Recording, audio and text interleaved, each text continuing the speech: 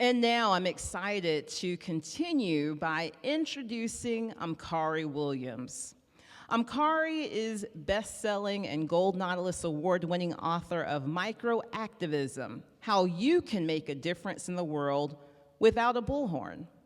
In her book, she helps readers identify their activist archetype and create a personal action plan for engaging in small, meaningful acts that can lead to big change. She's worked as an actor, political consultant, and coach, and today she brings all of the experiences together to invite us into a sustainable, human-centered path of activism, one that honors the inherent dignity in all of us. Please join me in welcoming Omkari Williams.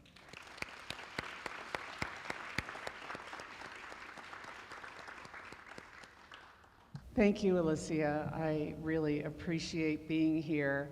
And thank you, all of you, for being at this incredible event. Jennifer and Milana, don't make the next speaker, and don't make the next speaker cry, okay?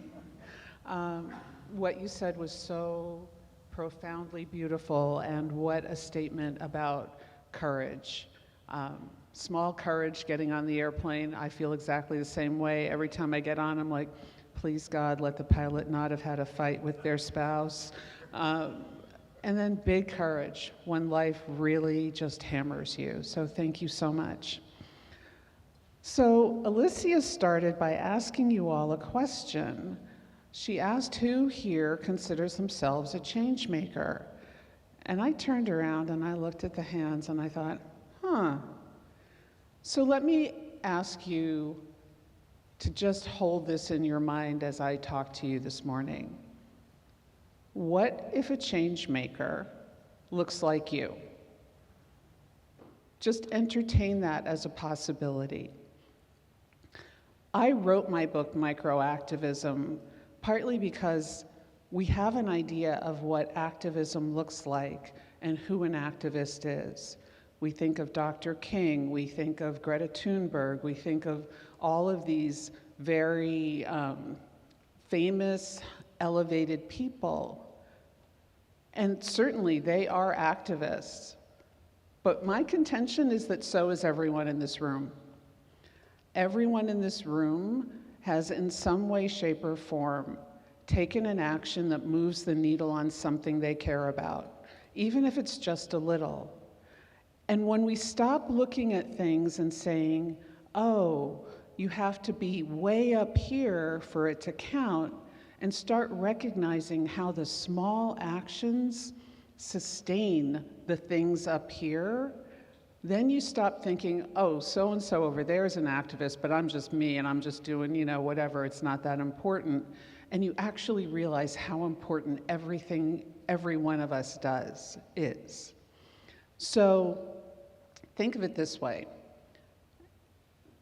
If Dr. King goes to the March on Washington and there are 250,000 people down on the mall below him, and that event becomes this historical event, it's historic because of the volume of people that he was able to help mobilize to come to DC. If there'd been no one there on that mall below him, he'd have been a tourist, right?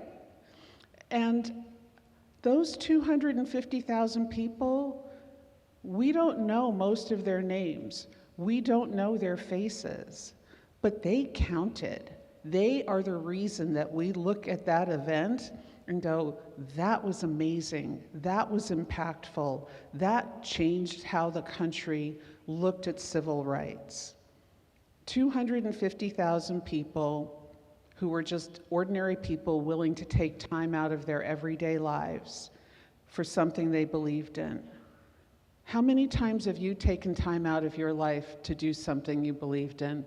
Some tiny little thing. Someone asked me yesterday, I was at we did a little book event at M. Judson, which is, honestly, y'all have the best bookstore. I mean, that place is amazing. And this gentleman asked me, what kind of an activist I consider myself to be, because I have something I call the activist archetype quiz. And I divide activists into 4 categories. There's the headliner, which is the name everyone knows, the face everyone knows. There's the producer, the person who is organizing the whole thing. There's the organizer who takes on one tiny little piece of the project. And then there's what I call the indispensables. And I compare the indispensables to the background actors in a film. They're there, and without them, the film looks weird, right? So he said to me, well, what kind of an activist are you? And I said, I'm a combination between a headliner and an indispensable.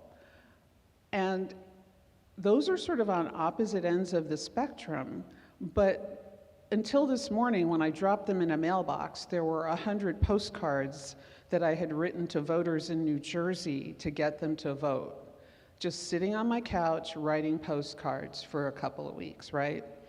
So we can span the gamut of activism in our personal lives. But the main point is to do something. And when I was thinking about the theme of courage, I was thinking about how much courage is about not only doing something, but doing something that you can continue to do sustainably, whatever that might be.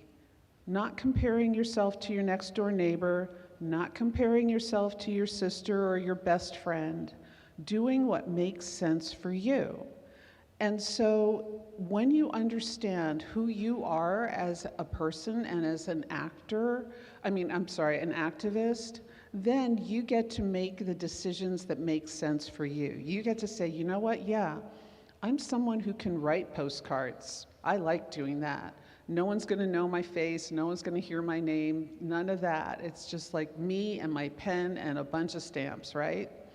If you're someone who is interested in going out and creating change in your neighborhood, then you can bring your community in. I mean, I've actually had postcard writing parties in my apartment. I will just bring my friends in and we all sit down and we write postcards to get people to go out and vote.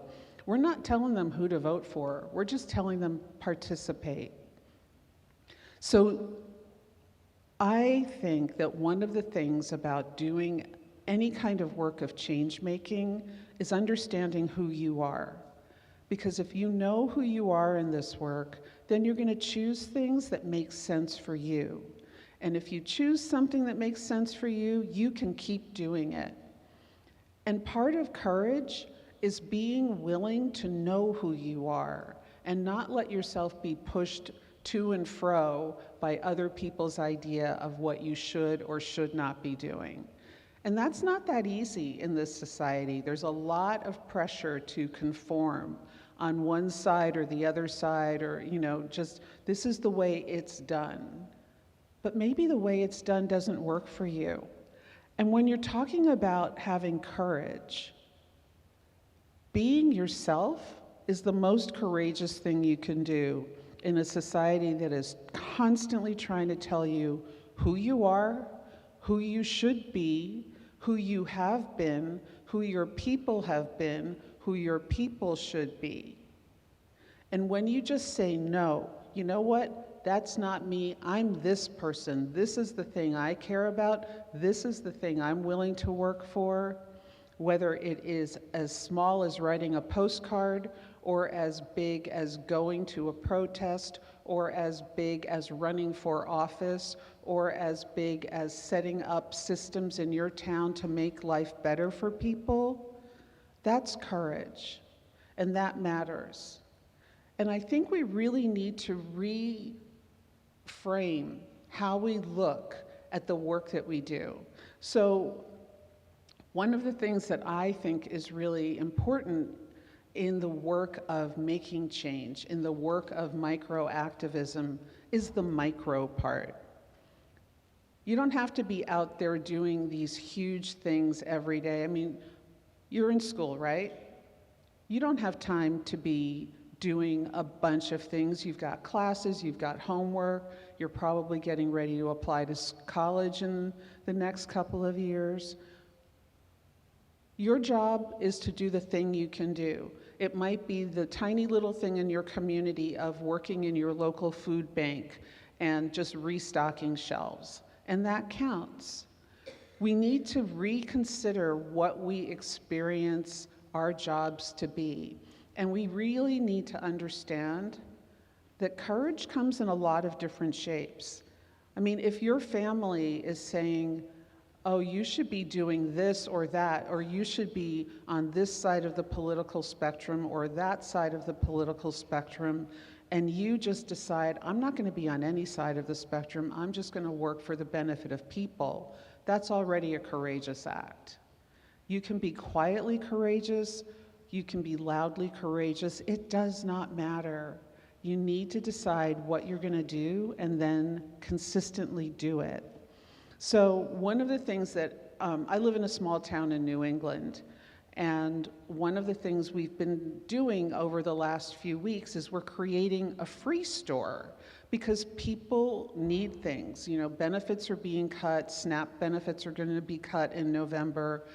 There are going to be a lot of people who don't have things. So my neighbors and I are figuring out how to create a store where people can come and just pick up the things they need. We're going to give them 2 brown bags and 20 minutes, and they can fill as many things in those brown bags, and then they just leave. They don't owe us any money, there's no transaction, and it's going to really help a bunch of people. And there are things like that that everyone can do. And for some of my neighbors who are really kind of, like one of my neighbors is 75 years old, he's an ex-art teacher, and he says, you know, this feels really like a stretch for me. And it's like, John, that's great. You know, you're stretching and you're going to grow. And he's like, oh, yeah, I hadn't thought about it that way. And then we have other people who are really happy to be out there on the front lines promoting this whole thing and telling everybody that it's going to happen and where it's going to be. And they're doing their part. So what it looks like to participate as a community also starts to become an action that has elements of courage too, because you're putting yourself in an unfamiliar position often. Sometimes you're taking on a role you've never had before. Sometimes you're stepping back and letting someone else step forward. And actually stepping back takes courage too, because we often have attached our sense of self to how we move through the world, right? So like if you're the person in the school who's always out front and you say, you know what, I'm gonna let someone else be out front, that's an act of courage. So I really want people to think about all the work you're doing and think about all the places that you are pushing forward something that is important in your community or important in your family. So when you think about that, I want to ask you the question again. Who here is a change maker? Who here sees themselves as a change maker when you think about the work that you've done? Can you see it differently now than you did when Alicia asked the question? So if you now see yourself as a change maker, raise your hand.